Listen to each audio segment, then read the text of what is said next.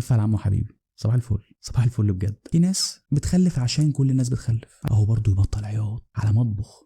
صح؟ طب ليه رغم ان احنا مدركين الصح مش بنعمله؟ التربية بتغير شعوب، بتغير مجتمعات. وما تسمعش لحد ان هو يقول لابنك يلا، اللي هو انا هخلف وزي ما تيجي تيجي بقى، تمام وانا فاضي. اصنع راجل صالح هو اللي يعمل الفلوس. هنبقى اشخاص غير اسويه، فهناكل في بعض. ان المعلومه لو ما خدهاش منك هي هتجيله. بتبدا تفهمه واحده واحده ايه المناسب لسنه ان هو يفهمه. فلازم تحط خطه منهجيه لتربيتك لابنك في كافه مراحله العمريه. هو انا لو فتحت الموقع ده ايه اللي هيحصل؟ هو انا لو بعت مسج للبنت دي ايه اللي هيحصل؟ الفتره اللي جايه دي هتبدا تلاحظ شويه تغيرات في جسمك، صوتك هيبدا يختلف. وبص انا مش هكلمه عن الدين ولا عن ربنا غير لما يبقى واعي يعني ايه؟ يعني مثلا عنده 7 8 9 سنين كده. فاكر الايه اللي كان ربنا بيامرنا ان احنا نغض من ابصارنا؟ يعني عايز اقول لك ان في ناس بتاخد كورسات في موضوع التربيه ده، لانه مش حاجه سهله خالص، محتاجه دراسه. وبيكبر معاه حبه للتليفون فبيرتبط بيه. فبعد ما كان بيتفرج على فيديوز بيبي شارك الدو دو دو دو دو ما بيتفرج على ولا ايه؟ بسم الله.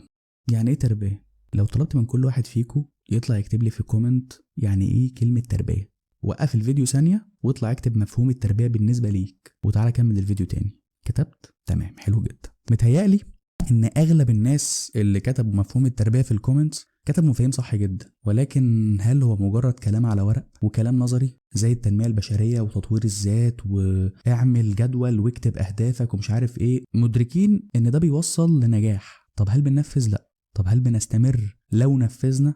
برضه لا. طب ليه رغم ان احنا مدركين الصح مش بنعمله؟ حلقة النهاردة عشان نعرف اللي مش مدرك يعني ايه كلمة تربية. لو فتحنا جوجل دلوقتي مع بعض ودورنا على مفهوم كلمة التربية هيختزل كل المعاني في جملتين. هيقولك ان التربية هي كل عملية او مجهود او نشاط بيؤثر في قوة الانسان او تكوينه. كل عملية، كل نشاط، كل فعل بتؤثر في تكوين الانسان. فانت متخيل بقى احنا بنشرب اولادنا ايه؟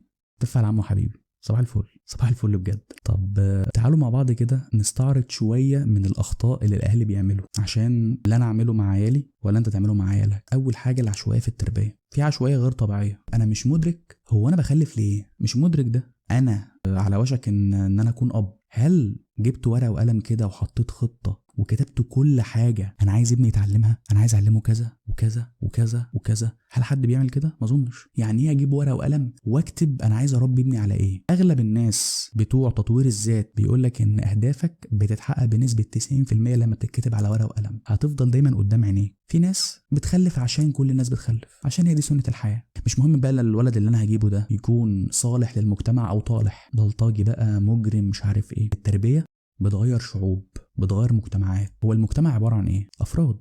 الافراد دي اللي هم انا وانت وابوك وابويا واهلي واهلك. فالافراد دي لو متربيين تربيه خاطئه وغلط وعقيمه وفاشله هنبقى اشخاص غير اسويه، فهناكل في بعض، فالمجتمع هيبقى فاشل. فطول ما في عشوائيه في التربيه صدقني ده مش هيأثر بس على الاسره، ده هيأثر على المجتمع بحاله. اللي هو انا هخلف وزي ما تيجي تيجي بقى، تمام وانا فاضي. انا باشا في شغل طول النهار بشقى. هو انا بشتغل عشان مين؟ مش عشان العيال يكبروا ويتبسطوا وموديهم المدرسه ويجيبهم من المدرسه، تمام. وبرضه الام غلبانه طول النهار عماله بتمسح وبتكنس وبتطبخ وبس يا ولا وبس يا بت، وعلى الله بقى مش مهم بقى. بقول لك امسك التليفون اقعد العب في التليفون، اهو برضه يبطل عياط على مطبخ. صح؟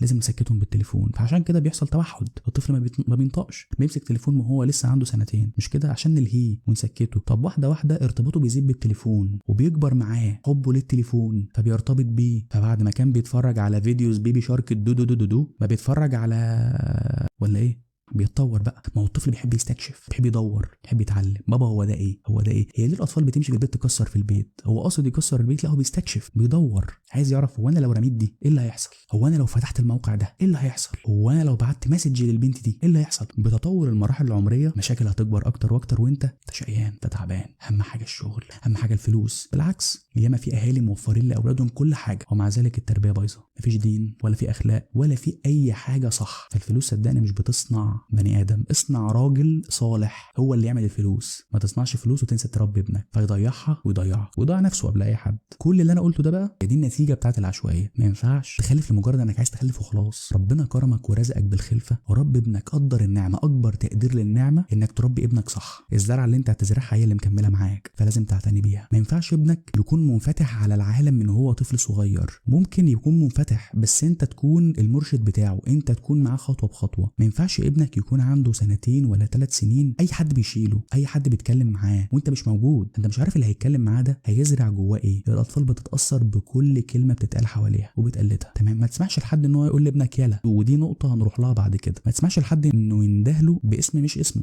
على سبيل الهزار والسخافه، انتوا عارفين الموضوع ده، وبرضه الموضوع ده احنا لسه هنجيله بعد كده، هنروح له بالتفصيل. فلازم تحط خطه منهجيه لتربيتك لابنك في كافه مراحله العمريه. ازاي هتعامل معاه من اول ما يتولد لحد 3 سنين، ازاي هعامله من 4 سنين وهربيه وعايز اوصل له ايه لحد 6 سنين، لحد 10 سنين، لحد مرحله المراهقه. كل مرحله ليها اهدافها، انت عايز توصل له ايه. يعني انا شايف مثلا ان المفروض ان الابن من وهو صغير خالص انت تزرع فيه الجانب الديني اول حاجه، لان انواع التربيه كتير. في تربيه نفسيه، في تربيه اخلاقيه، في تربيه ايمانيه، في تربيه سلوكيه، في انواع كتير جدا. فالجانب الديني لازم تزرعه فيه من وهو صغير، وهقول لك ليه دلوقتي. من وهو صغير مهم انه يسمع قران، مهم ان قصص قبل النوم لو انت مثلا بتحكيها له لحد ما ينام، ما تتخيلش ان الطفل في السن ده مش بيفهم، هو بيتاثر، واحده واحده بيبدا يركز، واحده واحده بيبدا يعرف انت بتقول ايه، وبيبدا يردد الكلام حتى لو هو مش واعي بالظبط مين قصص الانبياء،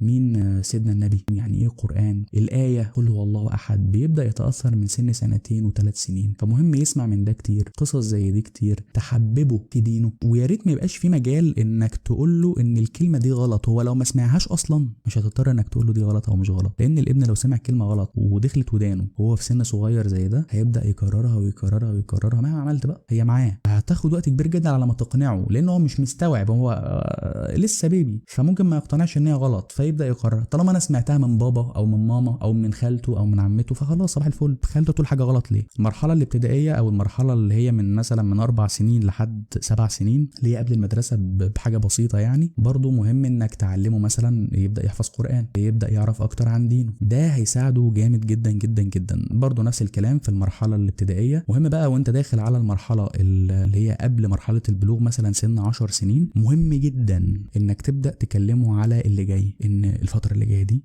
هتبدا تلاحظ شويه تغيرات في جسمك، صوتك هيبدا يختلف. ومهم جدا تكون بتتكلم بمنتهى الثقه ان دي مش حاجه عيب او حاجه غريبه. اغتنم السؤال اللي هو جه ساله لك ده، وافتح له الباب دايما انه يجي يسالك، لان المعلومه لو ما خدهاش منك هي هتجيله.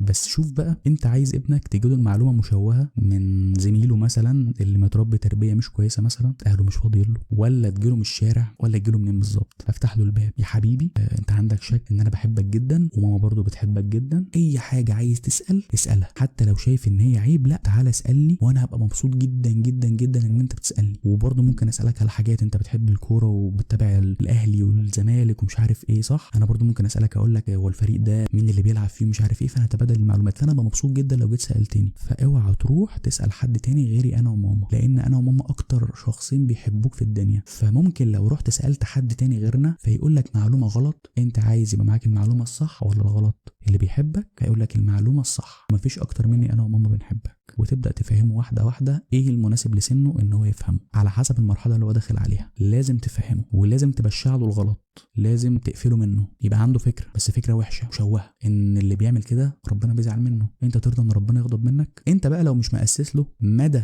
الحب والعلاقه اللي بين العبد وربه قد ايه يا جميله، قد ايه لازم تبقى حريص ان علاقتك بربنا تكون كويسه عشان تخش الجنه، وقد ايه انت قبل كده قبل المرحله دي وصفت له الجنه وبشعت له النار والعياذ بالله، فهو خلاص قلبه متعلق بربنا. فمجرد ما تحذره من حاجه ان دي حاجه ربنا مش بيحبها هينفر منها. انما انت لو اول مره جاي تكلمه تقول ما هو بص انا مش هكلمه عن الدين ولا عن ربنا غير لما يبقى واعي يعني ايه؟ يعني مثلا عنده 7 8 9 سنين كده. 7 8 سنين ده متاخر جدا بالذات في الجيل ده من هو عنده 3 سنين عارف كل حاجه، بيفتح اليوتيوب وعارف مش عارف ايه. فالموضوع اختلف كتير عن زمان. 9 سنين ده متاخر انه يكون ميح في الدين مش عارف اي حاجه. فمهم تبقى باني قبل كده عشان تكمل اللي انت بنيته. اول ما ياخد معلومه ان دي حاجه بتغضب ربنا ينفر. انما انت لو اول مره تكلمه عن دينه صباح الفل ابني بقى واقنع طب اشمعنى ده، طب اشمعنى دي، طب مش عارف ايه. واحده واحده تبدا تعرفه ان في حدود بين الولد والبنت. هو داخل مثلا على المرحله اللي هي بتاعه البلوغ، مثلا عنده 10 سنين او 11 سنه، ان احنا مش بنسلم على بنات، ممكن ماما اختي خالته عمته، انما حد تاني لا. لو في بنت عينك جت عليها المفروض تغض بصرك.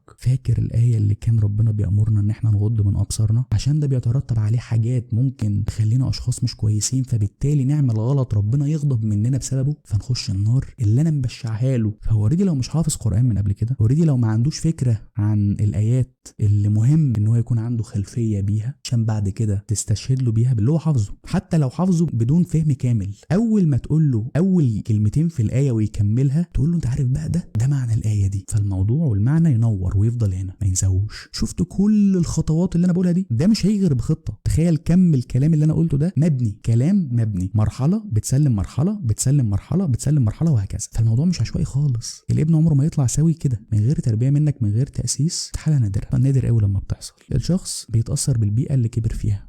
من الأخطاء اللي الآباء بيعملوها إنهم بيتخانقوا قدام الأبناء. دي مشكلة كبيرة جدا تدمر الطفل. مشاكلك مع زوجتك مش قدامه، هو ملوش ذنب، حقيقي ملوش ذنب. فدي غلطة من ضمن الغلطات تجاه الأبناء، العشوائية وعدم المنهجية في تربية الأبناء.